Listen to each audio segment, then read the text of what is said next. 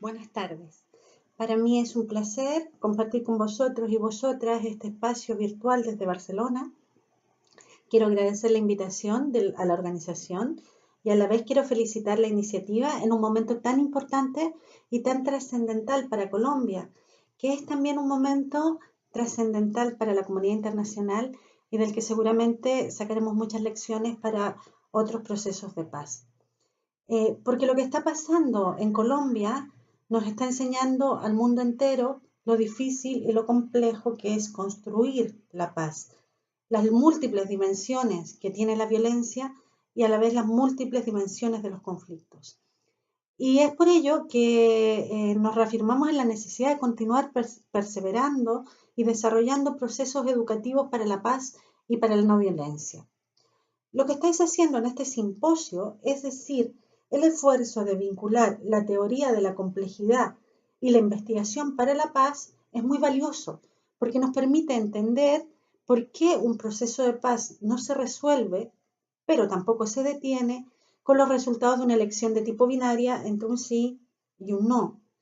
Desde una perspectiva compleja, es más fácil entender que los nuevos conflictos que surgen por los resultados de esta elección binaria son una parte más del difícil camino, del difícil proceso que, que, que tiene la construcción de la paz y que no podemos dejar de enfrentarlos y asumirlos porque estos nuevos conflictos son también una oportunidad para construir la paz y quizás una paz mejor y más duradera. Lamentablemente, por las limitaciones que tengo desde la virtualidad, no he podido escuchar las presentaciones que me han precedido. Eh, pero pido disculpas de antemano por si tengo que repetir algo de lo que ya quizás se ha dicho. Lo que intentaré en esta conferencia es introducir algunos conceptos epistemológicos que provienen desde la investigación para la paz, que nos permitan comprender la multidimensionalidad de la violencia y la complejidad de los procesos de construcción de paz. Procesos que a mi juicio deberían plantearse desde visiones holísticas, abarcando las diferentes dimensiones de la vida. Es por ello que introduciré algunos aspectos relacionados con la educación para la paz, la comunicación para la paz y la teoría de género. Estos ámbitos de trabajo de amplio desarrollo dentro de la investigación para la paz nos permitirán analizar los conflictos desde una perspectiva más integral y nos entregarán elementos para entender cómo los marcos comunicativos, por ejemplo, y las relaciones desiguales las relaciones desiguales de género contribuyen a generar percepciones polarizadas de la realidad y también contribuyen a los sistemas de creencia o los sistemas de significación que legitiman la violencia y las actitudes que la perpetúan. En esta línea, pues me interesaría entonces, en primer lugar, introducir algunos elementos conceptuales que pueden resultar esclarecedores. Vamos a ello. Si observamos, el concepto de paz ha evolucionado mucho en los últimos años y ya quedado en desuso la idea de que la paz es la ausencia del conflicto violento o la ausencia de la guerra. El surgimiento de perspectivas más complejas en los estudios nos señalan que la paz o hacer las paces no solo es la ausencia de la violencia directa o el cese de hostilidades. Investigadores como Leverage y Galtung introducen una vía novedosa al ampliar el análisis hacia la violencia estructural y la violencia cultural. Galtung definirá la violencia como todo aquello que obstaculiza la realización completa del potencial humano, tanto física como mentalmente. Tenemos entonces que hemos hablado de tres tipos de violencia. La violencia directa, que es la más visible, que es física o verbal. La violencia estructural, que se refiere a la opresión generada por estructuras sociales o económicas que impiden a las personas satisfacer sus necesidades, por ejemplo, la pobreza, la falta de atención sanitaria, la falta de atención educativa, la discriminación de las mujeres, y la violencia cultural, relacionada con aspectos relativos al lenguaje, a la simbología, a los medios de comunicación, las ideologías, leyes que justifican la violencia y que legitiman la violencia estructural. Y también, por ejemplo, la construcción del otro ser humano como un enemigo, el racismo, el machismo, todo eso es violencia cultural. Es importante tener claro que durante un conflicto la violencia cultural es la encargada de avalar o legitimar el uso de la violencia y muchas veces nos incapacita para ver salidas no violentas. Por lo tanto, para Galton no se podría hablar de paz mientras haya relaciones caracterizadas por el dominio, por las desigualdades de clase, de etnia, de género, y tampoco mientras existan constructos culturales que legitimen y avalen la violencia desde la violencia. Desde esta perspectiva, la paz no es la ausencia de algo, es decir, no es la ausencia de la violencia directa, esto sería la paz negativa, sino que se trata de avanzar hacia la comprensión de la paz como un proceso capaz de generar las condiciones sociales o las circunstancias deseadas para su realización. Es decir, acercar la paz a la idea de la justicia social. ¿Qué quiere decir esto? Que lo que llamamos paz positiva es mucho, mucho, mucho, mucho más que la ausencia del conflicto armado o de la guerra. El énfasis de la paz positiva será la justicia y el desarrollo. O lo que es lo que sería lo mismo, la satisfacción de las necesidades básicas de seguridad, bienestar, libertad, de identidad.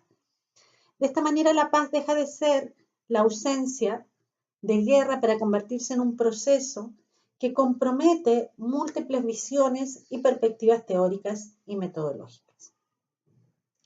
Esta percepción de la paz coincide con la idea ecosistémica de la teoría de la complejidad y enfrenta a Colombia a preguntas difíciles. Por ejemplo, si actualmente se han modificado las condiciones de injusticia social que dieron lugar al origen del conflicto.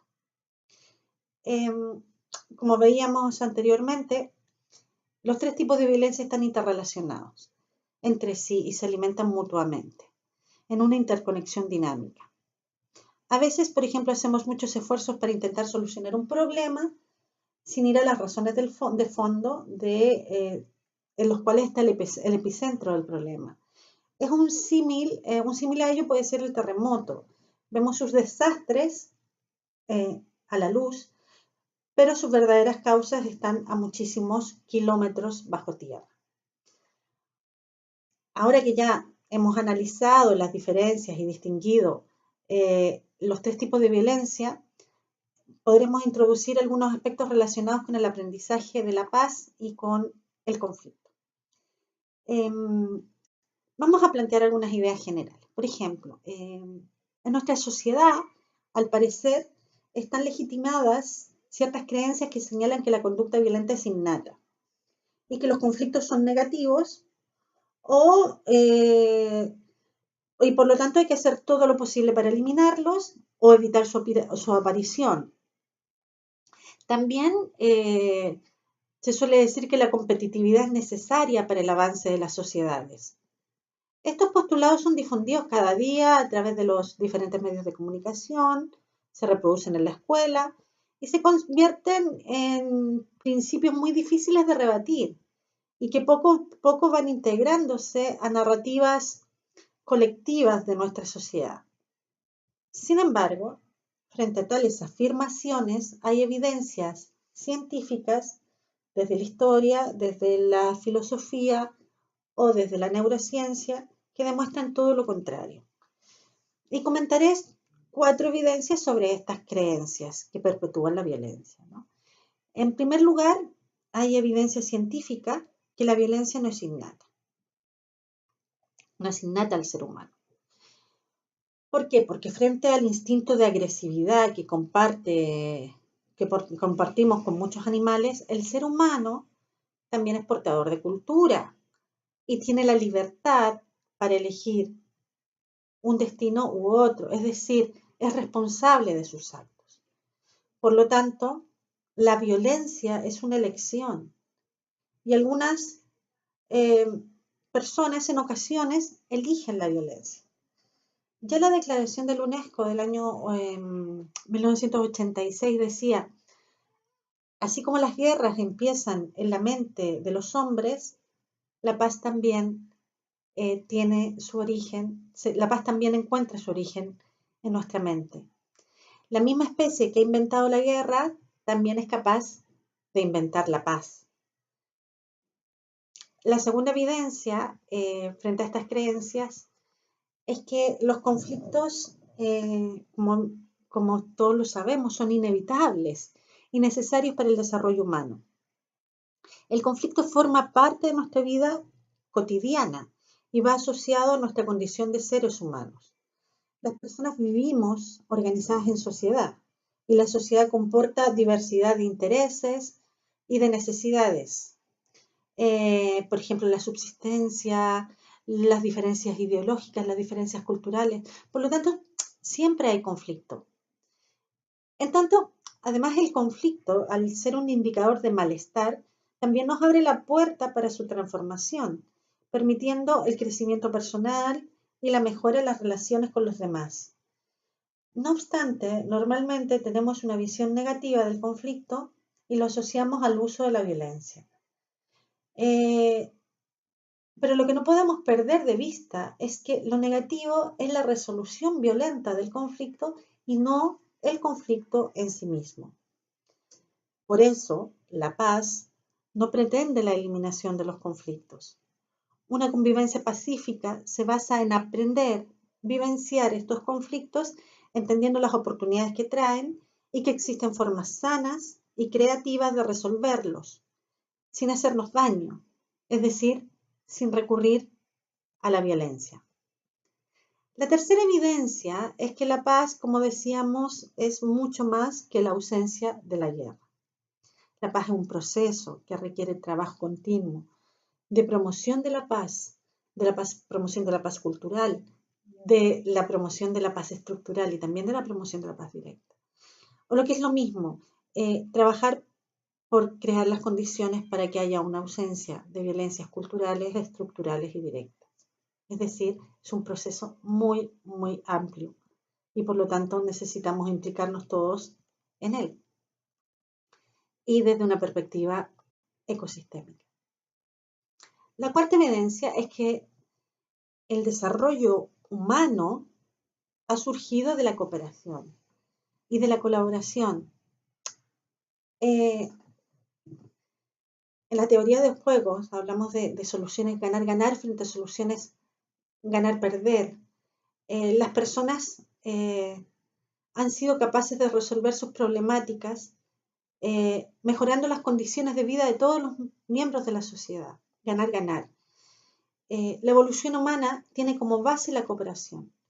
No obstante, desde la infancia se nos educa para ganar-perder. Se nos enseña que es necesario acabar con algunas personas, destruirlas. Para alcanzar nuestros propósitos y ser felices tenemos que destruir al otro, tenemos que ganarle al otro. En este sentido, la mayoría de los juegos, de los deportes, las películas, las noticias, tienen como base la promoción de la competitividad. La buena noticia de todo esto es que es posible enseñar, aprender y practicar las habilidades para transitar el camino de vivir en paz, cooperando con los demás sin miedo y sin violencia. En esta línea encontramos los esfuerzos de la educación para la paz. ¿Qué es la educación para la paz? La educación para la paz ha centrado sus esfuerzos en elaborar propuestas metodológicas que ponen el acento en el aprendizaje de valores, el aprendizaje de actitudes, comportamientos que fomentan un cambio personal mediante la vivencia en primera persona. Son metodologías que se plantean desde la idea de lo socioafectivo, estrategias socioafectivas. Es decir, metodologías que parten de situaciones prácticas y empíricas para ponerse en el lugar del otro, para promover actitudes afectivas y empáticas y romper con la lógica del enemigo. Otras estrategias educativas en esta línea son las estrategias sociomorales, que buscan la reflexión conjunta sobre dilemas morales y que ponen en práctica espacios para la interrelación, para la transversalidad, para el trabajo en equipo, para la reflexión crítica, para la implicación y para la responsabilidad. Todas estas herramientas que nos proporciona la educación para la paz están ampliamente desarrolladas. Otro aspecto de interés que nos aporta la investigación para la paz es lo que llamamos comunicación para la paz. La comunicación para la paz nos permitirá básicamente hacer una distinción entre dos paradigmas. Por una parte, el paradigma del periodismo de guerra o el periodismo hegemónico y por otro lado el periodismo de paz. Y estos paradigmas nos van a servir para entender cómo opera la violencia cultural desde los marcos comunicativos dominantes, desde los marcos comunicativos hegemónicos en nuestras sociedades. Los medios de comunicación tienen un rol clave en la construcción de la paz, en el tratamiento de los conflictos y también en la elaboración de nuestros imaginarios. Sin embargo, muchas veces los enfoques dominantes de la prensa contribuyen a enfatizar la confrontación y generan lógicas y marcos mediáticos que perpetúan los conflictos. Un estudio del Institute for Economic Peace analizó la cobertura mediática sobre conflictos armados en 15 países y encontró en su análisis un interés desmedido de la prensa por la violencia y la ausencia de relatos mediáticos que hablarán de avances en la transformación de los conflictos. Solo el 1,6% de todo el material de prensa encontrado hablaba de paz. En esta línea, Galton elabora estos dos modelos o paradigmas, el dominante o periodismo de guerra y el alternativo o periodismo de paz. El periodismo hegemónico, que es el periodismo de guerra, no distingue entre conflicto y violencia, cree que son la misma cosa. Normalmente los conflictos se simplifican, se reducen a la idea de que uno gana y el otro pierde. También normalmente reflejan las opiniones de la élite, que se convierten en su principal fuente de información. Y este periodismo también basa sus contenidos en hechos puntuales, descontextualizados y que se pueden explicar fácilmente. Es decir, rechaza la idea de la complejidad. Esta forma de periodismo contribuye a exacerbar el conflicto, a crear bandos irreconciliables y a ocultar la idea de los procesos. Este paradigma es muy importante para entender cómo opera la violencia cultural y cómo se legitima la violencia como una salida válida. Normalmente los marcos comunicativos dominantes asocian el fin del conflicto con un concepto de seguridad o de paz social, que en términos teóricos se corresponde a la idea de la paz negativa. Con esto se olvida la multidimensionalidad de la violencia y las múltiples causas que hay detrás de un conflicto. No obstante, también la buena noticia es que frente a este periodismo existe la alternativa de construir comunicación para la paz. El paradigma de la comunicación para la paz está orientado hacia la transformación del conflicto, atiende a la voz de las víctimas e interpreta la paz como un proceso en el que todas las partes están involucradas y pueden recibir beneficios. Los comunicadores, las comunicadoras que se encuentran en esta perspectiva informan sobre las iniciativas de paz existentes, aportan información que contextualiza los conflictos y consideran los efectos no directamente visibles de los mismos, así como sus causas estructurales y sus causas culturales. En definitiva, se trata de un proceso, de un periodismo que está orientado a la transformación positiva del conflicto y que también nos puede ayudar a la reconstrucción y a la reconciliación. Finalmente, otro de los aportes importantes a la construcción de la paz proviene de la teoría del género y de los estudios feministas.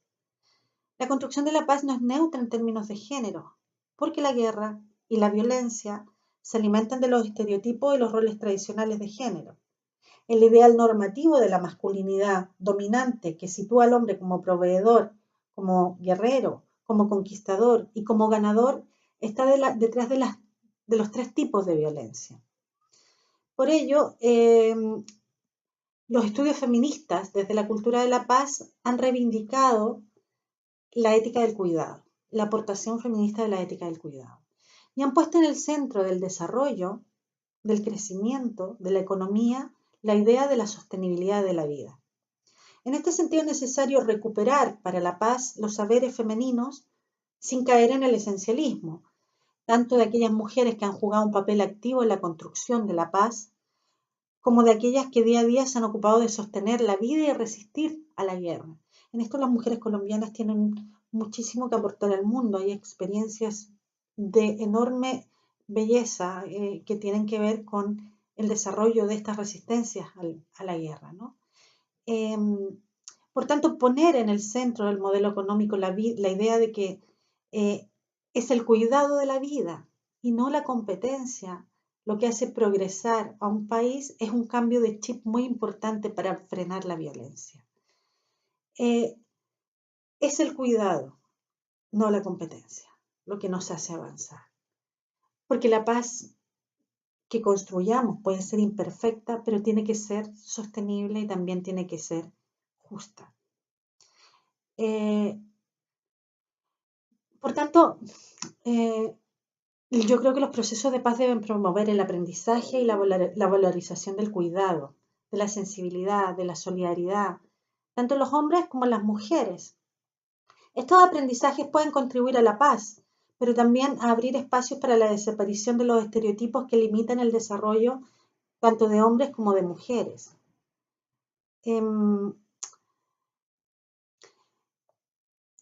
Para terminar, me gustaría recoger la idea de que las teorías del conflicto que se basan en la complejidad nos señalan que para abordar un conflicto, primero es necesario estudiar el sistema, es decir, identificar las cuestiones centrales del conflicto y sus relaciones. Esto se debería hacer desde una visión en red, para ver, por una parte, todos los elementos por separados y a la vez la globalidad.